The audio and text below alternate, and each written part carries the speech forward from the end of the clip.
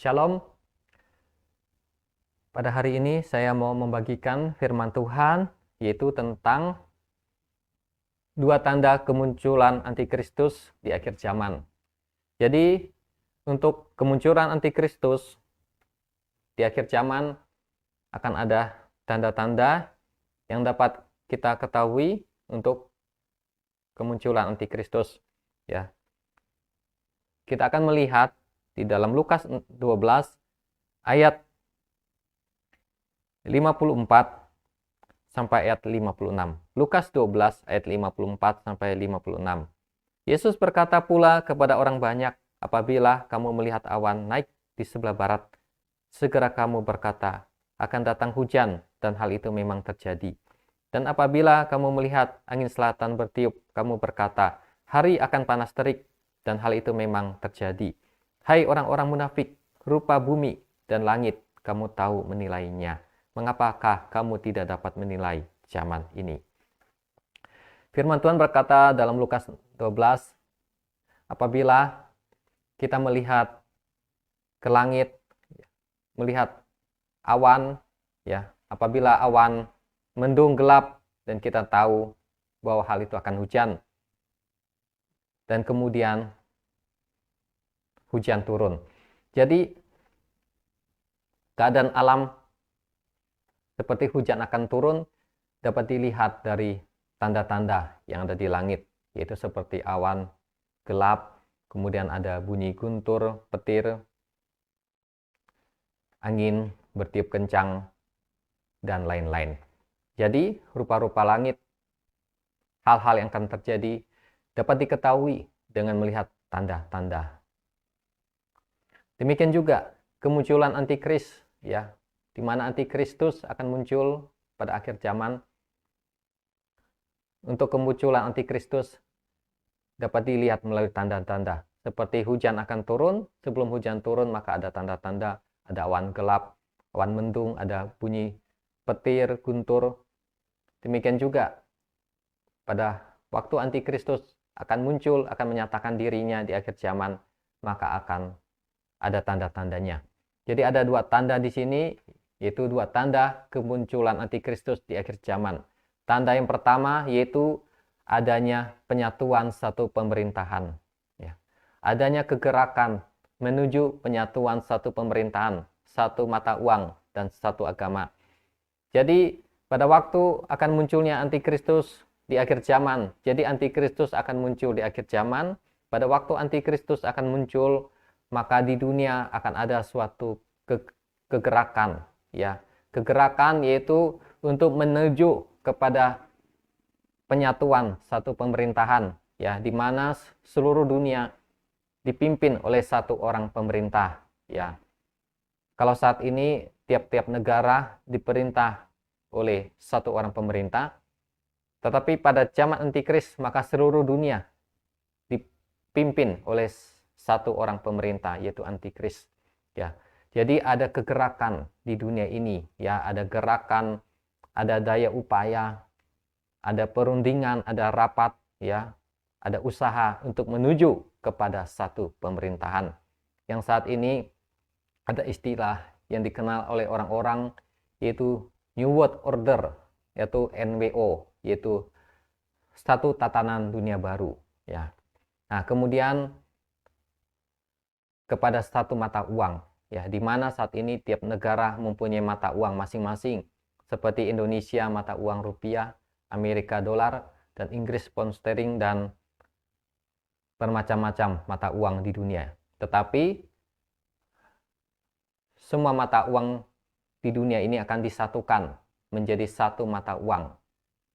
Nah, apabila di dunia ada suatu kegerakan untuk menyatukan satu mata uang, maka ini adalah menuju kepada kemunculan antikris, ya, satu mata uang. Dan satu mata uang ini adalah mata uang digital, ya, atau mata uang internet, ya. Jadi tidak menggunakan mata uang kertas, tidak menggunakan mata uang logam, tetapi mata uang digital atau mata uang internet. Kemudian kepada satu agama, ya. Apabila di dunia ada suatu kegerakan, suatu daya upaya untuk menyatukan dari bermacam-macam agama, ya, dengan bermacam-macam agama dunia, ya, dari agama yang besar sampai agama yang kecil di dunia, ya, di mana di dunia ada banyak sekali agama.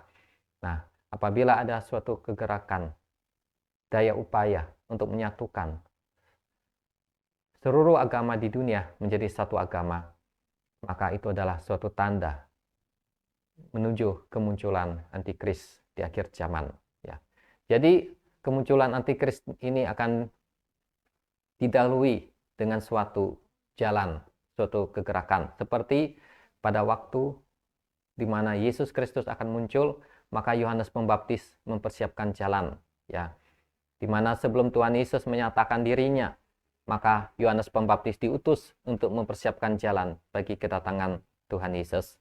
Ya, demikian juga sebelum antikris muncul akan dipersiapkan jalan, yaitu jalan yang pertama adalah penyatuan satu pemerintahan, penyatuan satu mata uang dan satu agama.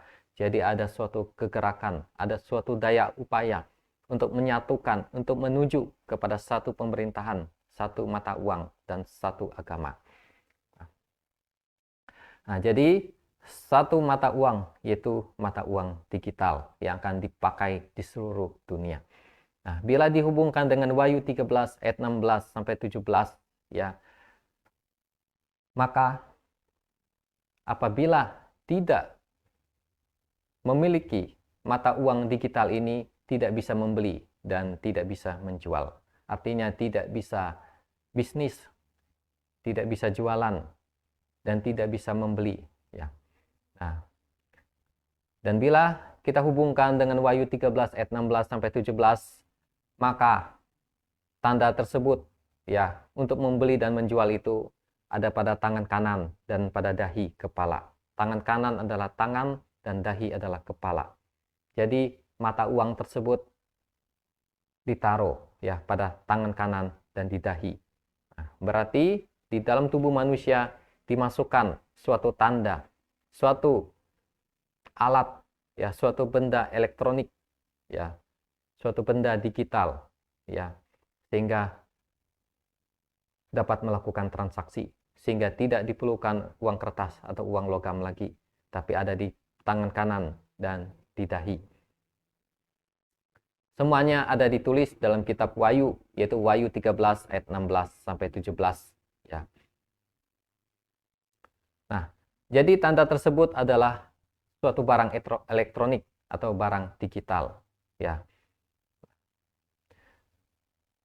Jadi barang itu dimasukkan ke tubuh, yaitu di tangan kanan. Tangan kanan berbicara tangan dan dahi berbicara kepala. Jadi tanda tersebut atau tanda antikris dimasukkan ke dalam tangan kanan, yaitu di tangan, dan di dahi, di kepala. Nah, tanda binatang atau tanda antikris, ya, di dalam tanda binatang itu ada bilangan, yaitu 666, 666. Kemudian satu agama, ya, satu agama yang dikendalikan oleh antikris, ya, satu pemerintahan diperintah oleh antikris atau dajjal di seluruh dunia, satu mata uang, yaitu mata uang digital.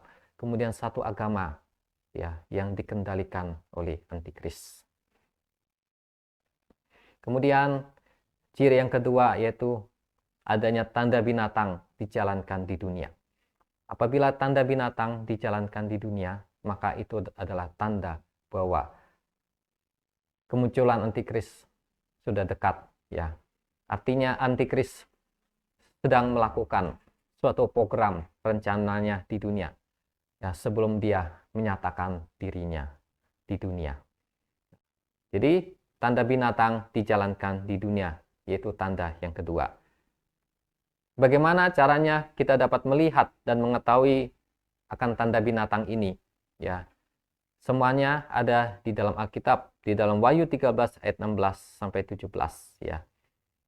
Wahyu 13 ayat 16 sampai 17 akan kita baca. Dan ia menyebabkan sehingga kepada semua orang kecil atau besar, kaya atau miskin, merdeka atau hamba, diberi tanda pada tangan kanannya atau pada dahinya. Dan tidak seorang pun yang dapat membeli atau menjual selain daripada mereka yang memakai tanda itu, yaitu nama binatang itu atau bilangan namanya. Sekaligus ayat 18, yang penting di sini ialah hikmat. Barang siapa yang bijaksana, baiklah ia menghitung bilangan binatang itu. Karena bilangan itu adalah bilangan seorang manusia dan bilangannya ialah 666. Nah, jadi dari Wahyu 13 ayat 16 sampai 17 dan juga ayat 18 ya. Ada 4 ciri tanda binatang ini ya. Yang pertama adalah memaksa atau dipaksakan ya. Alkitab terjemahan baru menulis dan ia menyebabkan. Tetapi ada Alkitab bahasa Indonesia dengan versi-versi terjemahan lainnya itu menulis memaksa ya. Memaksa. Nah, jadi ciri tanda binatang yang pertama yaitu adanya pemaksaan atau dipaksakan. Apabila di dunia ada hal memaksa atau dipaksakan untuk suatu tanda, maka perlu berhati-hati dan perhatikanlah. Dan yang kedua, tanda tersebut berada atau nampak pada tangan kanan dan dahi atau kepala. Nah, jadi tanda tersebut itu akan berada ya pada tangan kanan. Tangan kanan berbicara tangan dan pada dahi atau kepala. Jadi tanda tersebut akan ada di tangan dan di kepala dan tanda itu akan nampak di tangan atau di dahi. Kalau tanda itu akan nampak di tangan atau di dahi, berarti tanda yang ada di tangan atau di kepala ini akan dihubungkan dengan suatu alat untuk mengetahui, untuk memproses tanda yang ada pada tangan kanan dan pada dahi, yaitu tanda pada tangan dan tanda pada kepala. Nah, jadi tanda itu akan ada pada tangan kanan, tangan, dan pada dahi, yaitu kepala. Itu ciri yang kedua. Dan ciri yang ketiga, yaitu tidak bisa membeli dan tidak bisa menjual bila tidak memiliki tanda tersebut. Jadi kalau tanda itu tidak ada di tangan kanan, di tangan, dan tanda itu tidak ada di dahi, di kepala, tidak bisa membeli, tidak bisa menjual. Artinya tidak bisa melakukan proses transaksi. Ya, Alkitab di sini menulis tidak membeli dan tidak bisa menjual. Artinya tidak bisa melakukan suatu pekerjaan, suatu kegiatan seperti membeli dan menjual. Dan di samping membeli dan menjual akan ada hubungan dengan pekerjaan-pekerjaan atau hal-hal lainnya yang tidak bisa dilakukan apabila tidak memiliki tanda pada tangan kanan dan tanda pada dahi, yaitu tanda pada tangan dan tanda pada kepala. Itu ciri yang ketiga. Dan ciri yang keempat, di dalam tanda itu ada angka 664. Jadi di dalam tanda, di dalam benda, di dalam barang, di dalam tanda itu yang dimasukkan, yang ditaruh pada tangan kanan maupun pada dahi, pada kepala, itu ada bilangan, ada kode, yaitu 666. Jadi 666 adalah angka antikris atau angka iblis. Nah, jadi inilah 4 ciri dari tanda binatang. Apabila tanda-tanda ini sudah ada di dunia dan sudah dijalankan di dunia dan terjadi di dunia, maka itu adalah tanda bahwa antikris akan segera muncul di dunia dan antikris sedang menjalankan program rencananya di dunia. Jadi ada 2 tanda ya kemunculan antikris, yaitu penyatuan satu pemerintahan di dunia dan tanda binatang dijalankan di dunia. Ya. Demikian firman Tuhan. Tuhan Yesus memberkati. Haleluya. Amin.